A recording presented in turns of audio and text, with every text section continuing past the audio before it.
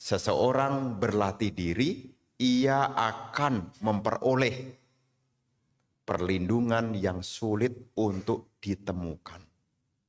Maka kita dengan mengembangkan 3 hal, melakukan kebajikan, memunculkan kebijaksanaan, dan mengembangkan ketenangan, disinilah kita sudah membuat perlindungan bagi diri sendiri.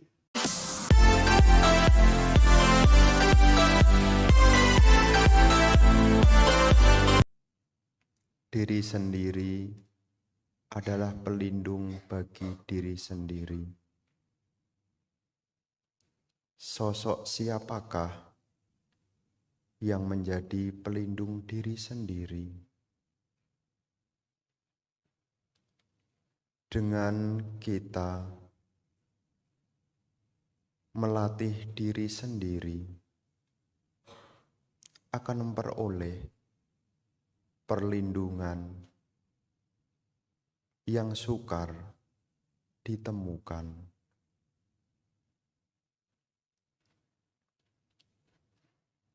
Para Romo Ramani, Bapak Ibu, saudara-saudari sekalian yang berbahagia, selamat pagi, terpujilah Sang Buddha, Namo Buddhaya. Merupakan satu karma baik bagi kita. Di hari ini kita bisa menyisihkan sebagian waktu yang kita miliki untuk kembali bersama-sama memperkokoh keyakinan kepada Buddha, Dhamma, dan Sangha, memperbarui sila, dan sebisa mungkin untuk kembali mengingat Dhamma ajaran Sang Buddha. Para bapak dan ibu, saudara-saudari sekalian, di dalam syair Dhammapada 160, bagian dari Atthawaga, warga tentang diri. Di situ Guru Agung Buddha memberi satu nasihat yang baik bagi kita, yang diawali dengan kalimat Attahi Attanonato. Attahi Attanonato adalah diri sendiri adalah pelindung bagi diri sendiri. Kohiknato Parosia. Sosok siapakah yang bisa melindungi diri sendiri? Attanahi Sudantena. Dengan ini, seseorang berlatih dengan baik. Natang labati dulabang. Ia akan memperoleh perlindungan yang amat sukar ditemukan. Di dalam syair ini, ibu bapak, saudara-saudari sekalian, kita diingatkan kembali tentang diri sendiri adalah pelindung bagi diri sendiri. Ini mesti kita ingat supaya kita tidak mengalami kebingungan. Di saat kita menemukan hal-hal yang kurang berkenan, kita akan senantiasa untuk melatih diri sendiri. Jadi ketika ada hal-hal yang kurang berkenan, kita diingatkan untuk melatih diri sendiri. Apa contoh hal-hal yang kurang berkenan? Dalam hidup ini, ibu bapak, kita mengalami yang disebut dengan Attaloka Dhamma, Loka itu artinya dunia. Dunia itu berputar. Namanya dunia itu berputar. Dalam Attha Loka Dhamma itu ada kondisi yang berputar dalam kehidupan kita. Kondisi ini meliputi untung dan rugi. Jadi ada berputar. Ada untung, ada rugi bakal untung. Setelah untung akan rugi, habis rugi juga bisa untung. Ini kondisi dunia. Untung rugi. Dipuji dicela. Habis dipuji akan dicela. Setelah dicela dipuji lagi. Habis dipuji dicela lagi. Namanya loka. Loka itu dunia. Ciri dunia itu berputar. Untung rugi. Dikenal, dilupakan. Biasanya di WA terus-terusan, lama-lama tidak dikasih kabar. Sudah tidak dikasih kabar, tiba-tiba WA terus-terusan, tiba-tiba lupa lagi. Itu biasanya mau pinjam utang. Dikenal, dilupakan, itu kondisi dunia. Termasuk bahagia, menderita. Nah, ketika kita berurusan dengan kondisi dunia, dalam hal ini, ketika dengan hal yang kurang berkenan, khususnya bagian yang kurang enak, kayak rugi, kayak dicela, seperti dilupakan, seperti menderita, maka kita harus berusaha untuk melindungi diri kita. Ibarat kata, ketika hujan turun, kita sudah sedia dengan payung. Ketika kita berjumpa dengan hal yang kurang berkenan, kita harus tetap melindungi diri sendiri. Karena kalau kita tidak bisa melindungi diri sendiri, yang lebih parah dalam bahasa populer, kita akan mengalami gangguan kesehatan mental. Jadi bisa mengalami gangguan kejiwaan. Kenapa? Karena tidak mampu melindungi diri sendiri. Dan Sang Buddha di situ menegaskan, kohi nato parosia. Sosok siapakah yang bisa melindungi diri kita? Ibu tidak selamanya bisa melindungi kita. Ayah juga tidak selamanya bisa melindungi kita. Bahkan best friend sekalipun, itu juga tidak bisa melindungi kita.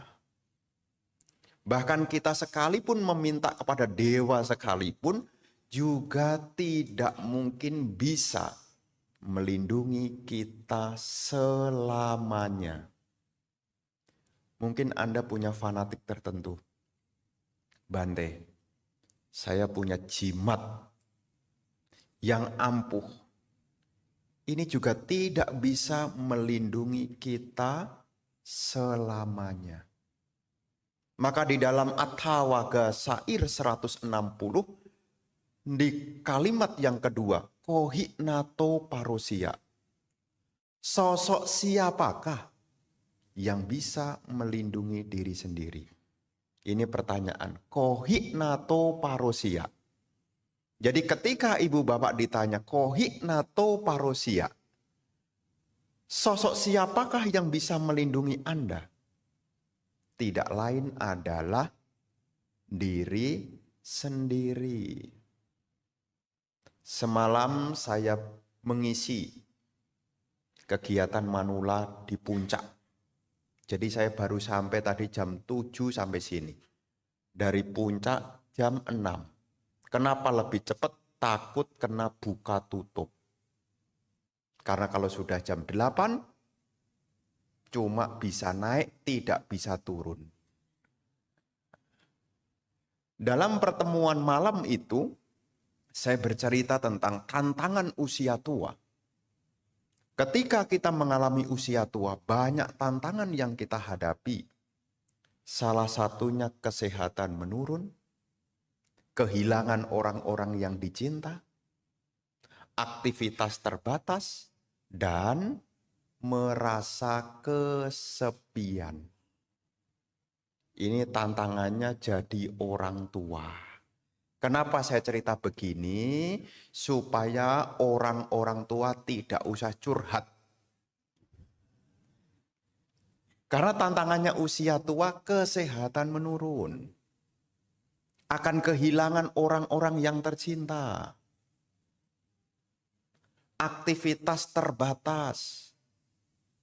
Dan merasa kesepian. Tapi ini tidak akan menjadi sebuah persoalan ketika diri sendiri melindungi dirinya sendiri. Atahi atanonato. Kemudian di syair yang ketiga, Sang Buddha menyampaikan, atahi atanahi sudantena. Dengan berlatih dengan baik. Namanya suda. Suda itu kalau bahasa Pali itu artinya bersih. Bersih itu artinya ya berlatih dengan baik. Ya. Atanahi sudantena. Atanahi sudantena. Dengan diri sendiri berlatih dengan baik. Artinya dengan diri sendiri menyingkirkan hal-hal yang tidak berguna. Yang keempat, natang labati dulabang. Natang labati dulabang. Seseorang akan menemukan tempat perlindungan yang sejati. Sebetulnya kata natang labati dulabang ini mengacu kepada nibbana. Labati itu keuntungan. Dulabang itu artinya sukar ditemukan. Keuntungan yang sukar ditemukan adalah nibbana. Sesuatu yang sukar untuk ditemukan ini bisa diperoleh kalau atanahi sudantena. Seseorang berlatih dengan baik. Jadi ibu bapak, ketika kita menghadapi usia tua, ketika kita menghadapi persoalan-persoalan yang kurang berkenan, maka kita harus berlatih dengan baik. Berlatih apa? Banyak macam. Latihan yang pertama yang bisa kita lakukan dalam kehidupan sekarang adalah memupuk kebajikan. Ini yang bisa kita upayakan. Namanya membuat kebajikan. Karena kebajikan itu yang akan melindungi juga. Karena tidak ada yang bisa melindungi seseorang selain memiliki dukungan kebajikan. Makanya setiap kita mendengarkan dhamma, kita diingatkan lagi untuk berbuat baik. Ini bagian apa berbuat baik, Bante? Atahi atanonato. Jadi kalau Anda berbuat baik, maka sesungguhnya Anda melindungi diri Anda sendiri. Ibu tidak selamanya bisa memberi kepada kita. Ayah juga tidak mungkin selamanya membantu kita. Bahkan untuk kehidupan sekarang dan yang akan datang, ini tidak lepas dari dukungan kebajikan. Makanya kalau Anda berbuat baik, itu sesungguhnya adalah untuk melindungi diri sendiri. Karena tidak ada siapa yang bisa melindungi kita. Karena tidak ada yang bisa selamanya membantu kita. Hanya diri kita sendiri. Apa yang harus kita lakukan? Yang pertama adalah berbuat baik.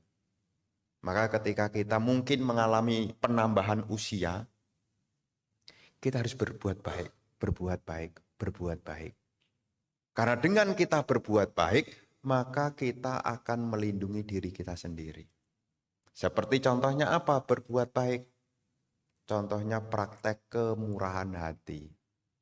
Mungkin kita sharing apa yang kita miliki, berbagi apa yang kita punya. Apakah kepada ibu, ayah, saudara, kepada tetangga. Dengan kita melakukan hal demikian, ini sudah melakukan kebajikan. Kategori apa? Berdana. Maka kemarin saya bercerita, kalau kita melakukan kebajikan, pahala dari praktek kebajikan itu adalah untuk yang akan datang. Lahir kembali tanpa kekurangan. Jadi yang bisa melindungi kita, nanti lahir kembali tidak kekurangan, sekarang juga tidak banyak kekurangan, kalau kita punya praktek berupa kebajikan. Jadi jangan sampai ibu bapak kemudian timbul yakni ketakutan untuk melakukan kebajikan. Maka kita sebagai umat Buddha, kita diingatkan kembali. Cara melindungi diri kita yang sekarang dan yang akan datang adalah dengan praktek kebajikan, praktek kemurahan hati. Kemudian yang kedua, memiliki perilaku yang baik. Ini juga bagian dari kebajikan. Selain kita membuat kebajikan, yang bisa melindungi diri kita, yang kedua adalah menambah kebijaksanaan. Nomor satu tadi punya itu kebajikan. Nomor dua panya. Jadi kalau seseorang punya kebijaksanaan, maka sesungguhnya orang itu sudah melindungi dirinya. Kalau kita akan menjadi orang bijaksana, kalau kita ingin menjadi orang bijaksana, syaratnya adalah mau belajar. Ya, jadi syaratnya jadi umat Buddha itu supaya jadi bijaksana harus mau belajar. Maka disebut juga dalam bahasa Pali, awal dari munculnya kebijaksanaan disebut dengan Sutta Mayapanya. Kebijaksanaan yang muncul dari belajar. Makanya sebagai umat Buddha di kota-kota ini Anda adalah bagian dari orang-orang yang beruntung. Kenapa? Selain Anda punya kebajikan, Anda tanda-tanda orang punya kebijaksanaan. Kok Bante tahu? Iya. Karena saya perhatikan umat Buddha khususnya di BSD, kalau puja bakti, duduk yang paling terisi, paling awal, posisi paling depan. Tapi di daerah yang lain ini sebaliknya. Puja bakti belum mulai, duduk terisi penuh di belakang. Ini berlaku pada zaman-zaman dulu. Ya, wihara-wihara zaman-zaman dulu, kalau puja bakti mau mulai, yang terisi penuh itu baris belakang. Sampai-sampai pemimpin puja baktinya request, Bapak Ibu yang di belakang mohon maju ke depan. Kalau di kota-kota besar saya perhatikan yang terisi lebih dulu adalah yang depan. Ini ciri orang bijaksana itu duduknya baris paling depan. Nah kalau yang di belakang Bante, minggu depan harus pindah ke depan. Loh kok bisa begitu Bante? Iya, mungkin sebagian dari Anda ini kan guru ya, atau wali kelas ya. Tahu enggak? Penyebaran peringkat kelas, murid-murid di kelas. Murid yang pinter, peringkat 1 sampai nomor 5, diduduki di bangku barisan terdepan. Kalau muridnya itu ada 50, yang peringkat dari 45 sampai 50 duduknya pasti di belakang. Bante, ini nyindir saya bener. Ya, kita kan pernah sekolah tuh. Makanya orang tua-tua dulu itu selalu berpesan sama anaknya, nanti kalau kenaikan kelas, cepat-cepat masuk supaya bisa duduk paling depan. Kenapa? Supaya ilmu itu diturunkan, turunan pertama itu nomor depan. Makanya kalau ilmunya itu 100, yang terima gelondongan pertama 100 ya baris depan. Nanti udah set. Apalagi kalau 100 baris, ya terakhir dapat 1 poin. Ya. Jadi untuk menumbuhkan kebijaksanaan ini pelindung diri kita sendiri. Karena salah satu yang bisa melindungi diri seseorang, kalau seseorang itu selain dia punya kebajikan, orang itu juga punya kebijaksanaan. Syarat untuk memunculkan kebijaksanaan, seseorang harus mau belajar. Makanya ada sebutan upasaka dan upasika. Ya, kita tahu upasaka dan upasika. Upasaka dan upasika, orang tahunya itu adalah perumah tangga laki-laki yang berlindung kepada Buddha, namanya upasaka. Perumah tangga wanita yang berlindung kepada Buddha, namanya upasika. Tapi di balik kata upasaka dan upasika, itu berasal dari 2 kata. Upa plus sati.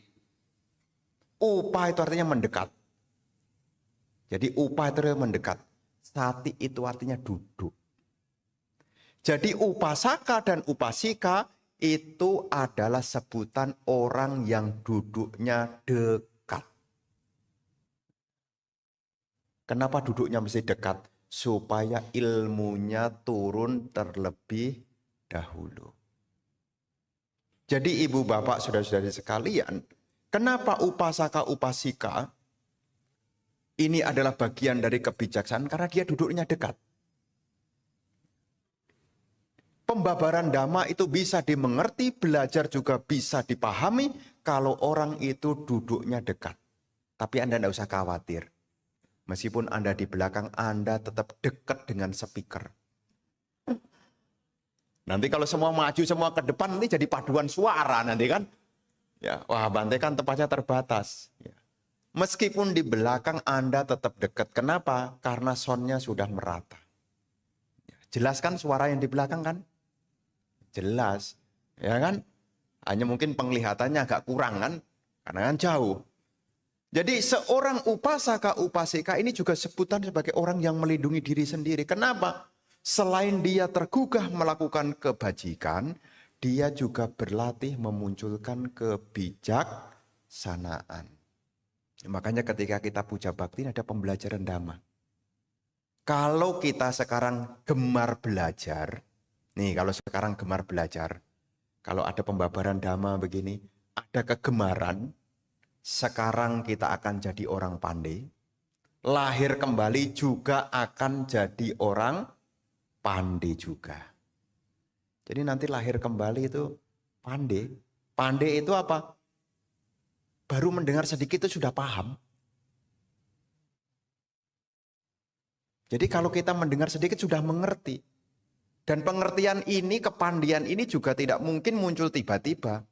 Makanya kalau kita sekarang belajar, dengerin dhamma, kemudian pulang, kok sampai rumah lupa, ditanya, tadi Bante ceramah apa? Atahi atanonato. Isinya apa? Nanti nonton di YouTube aja lah. Nah, berarti dulunya kita tidak gemar belajar.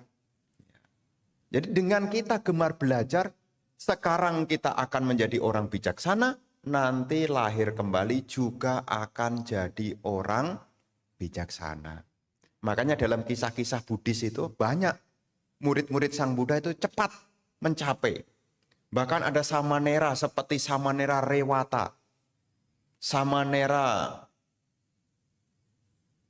Sopaka. Mengerti dhamma dengan cepat, usia 7 tahun sudah menjadi arahat. Ya. Cepat sekali. Kenapa? Di kehidupan sebelumnya sudah banyak belajar. Makanya kita ada momen begini, puja bakti begini, meskipun tidak tertarik, telinganya dipijetin. supaya tidak ngantuk. Ya, makanya kalau Bante saya ini ceramahnya apa ini? Dipijitin telinganya. Supaya apa? Dengan kita memijat telinga, ini menstimulus agar fokusnya pada suara. Ya, jangan memetet HP. Waktu pembabaran dhamma yang dilihat HP, pendengarannya berlalu, tidak dapat ilmunya. Makanya ketika kita duduk di belakang, ini Bantenya ceramah apa ya? Kok saya tidak paham? Kayaknya tingkat tinggi dah.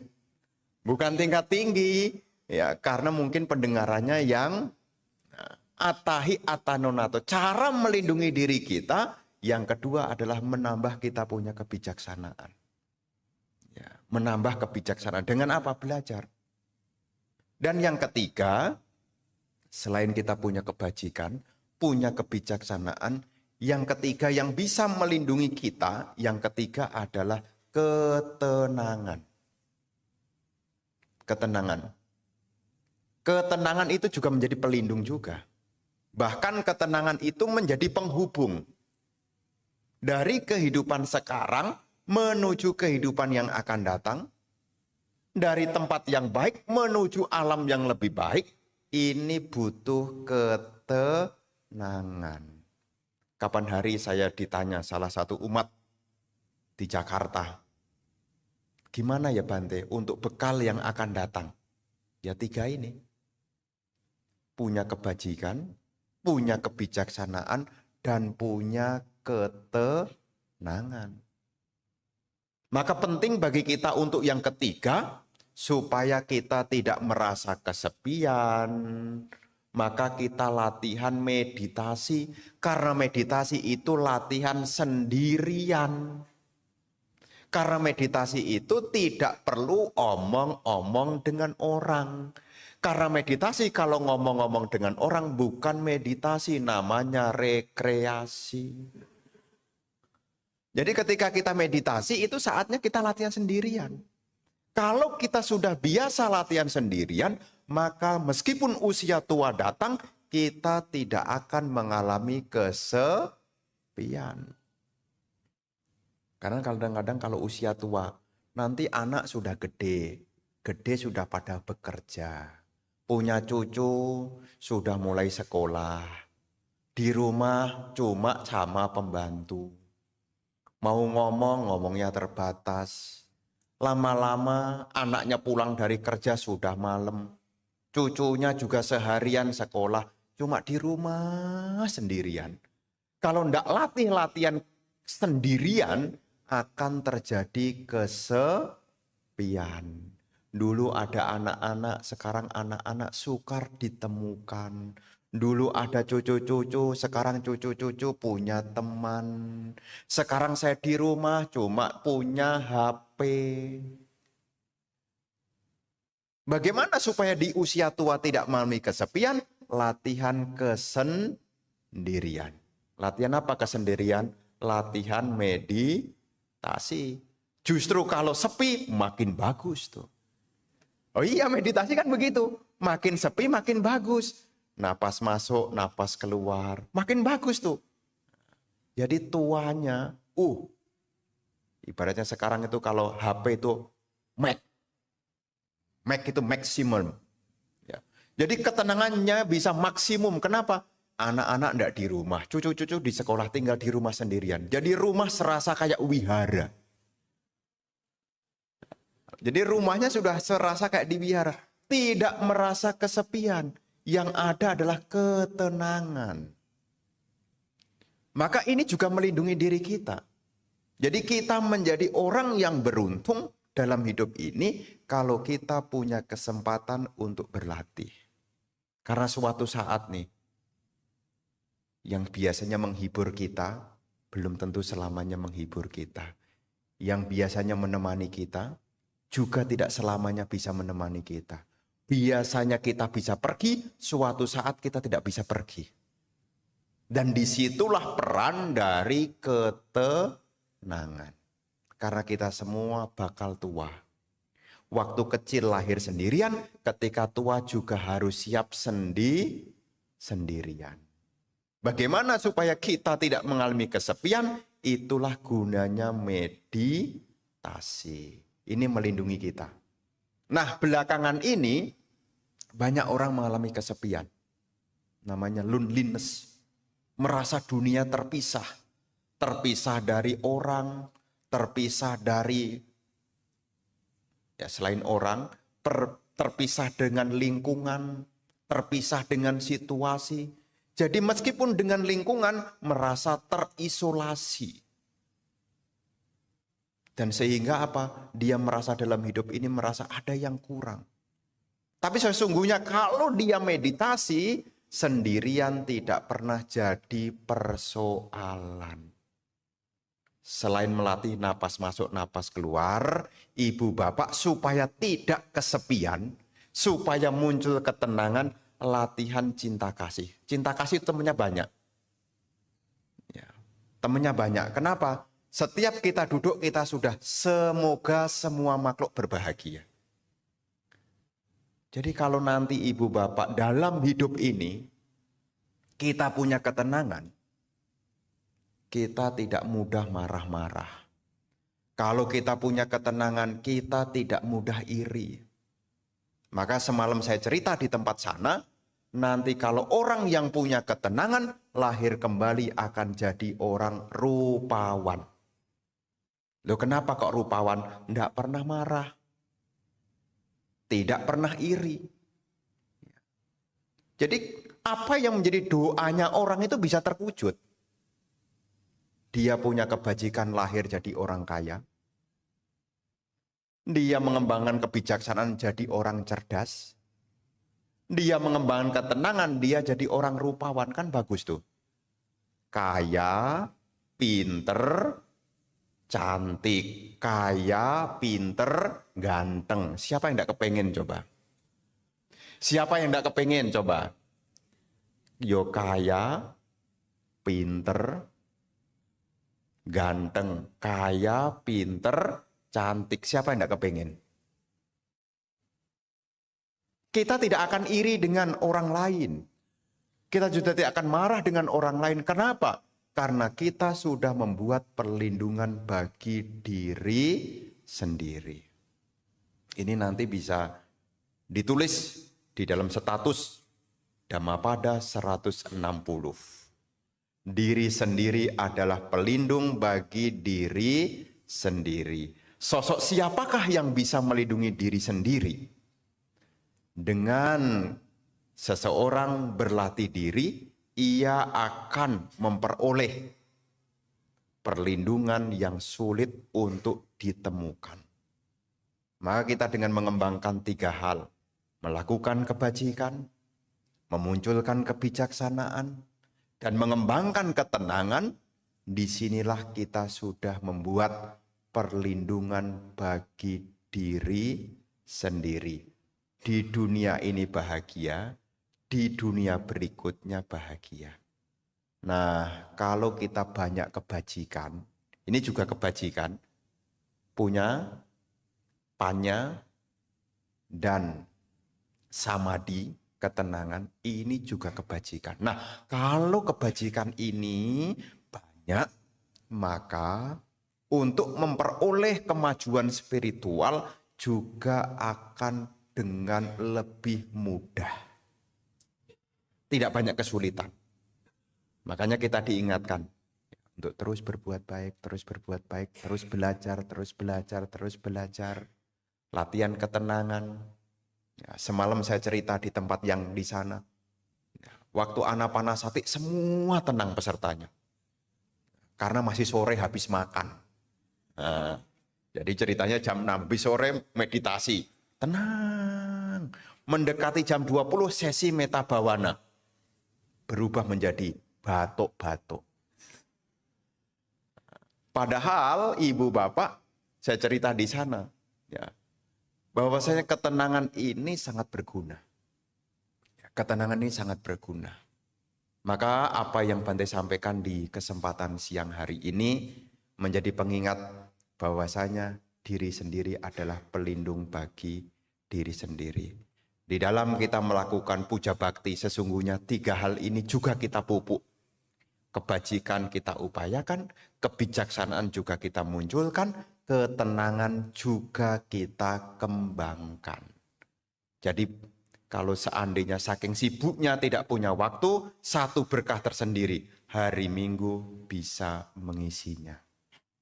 Inilah yang kiranya Bante sampaikan di hari ini.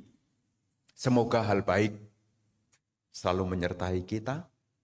Semoga apa yang menjadi pengharapan baik dapat terwujud menjadi kenyataan. Semoga para dewa, para makhluk yang ada di sini juga turut berbahagia melihat kebajikan yang Anda lakukan di hari ini. Semoga Anda berbahagia, semoga keluarga Anda berbahagia, semoga semua makhluk hidup berbahagia.